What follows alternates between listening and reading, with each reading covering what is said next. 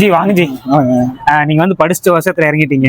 இப்ப வந்து நீங்க விவசாயத்துல வந்து அதிகமா இண்டோபகர் பட்டி அப்படின்ற பயிர் வளர்ச்சி வைக்க பயன்படுத்துறீங்க இல்லையா? இது வந்து எந்த அளவுக்கு ரிசல்ட் கொடுக்குது, எந்த அளவுக்கு திருப்திகரமா இருக்கு, எந்தெந்த பயிர்களும் அதை பயன்படுத்துறீங்க அப்படின்றத கொஞ்சம் மக்களுக்கு சொல்றீங்களா?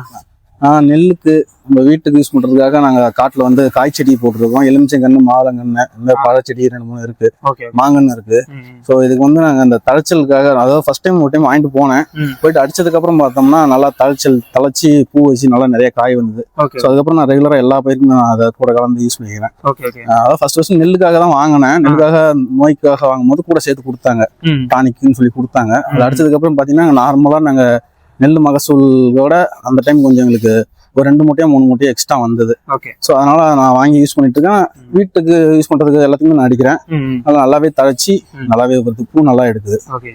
ஜி நீங்க எத்தனை ஏக்கர் விவசாயம் வச்சிருக்கீங்க? ஒரு 6 ஏக்கர் வச்சிருக்கேன். படிச்சுட்டு ஆர்வத்துல விவசாயம் பண்றீங்க. எத்தனை வருஷம் எக்ஸ்பீரியன்ஸ்?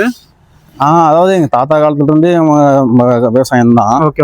படிச்சுட்டு இருந்தப்போ கூட அவங்களுக்கு ஹெல்ப் பண்றது, தாத்தா பாட்டி கூட இருக்கிறது. அப்புறம் எங்க அப்பா விவசாயம் பண்ண ஆரம்பிச்சு அவங்க கூட பண்ணிட்டு இருக்கான்.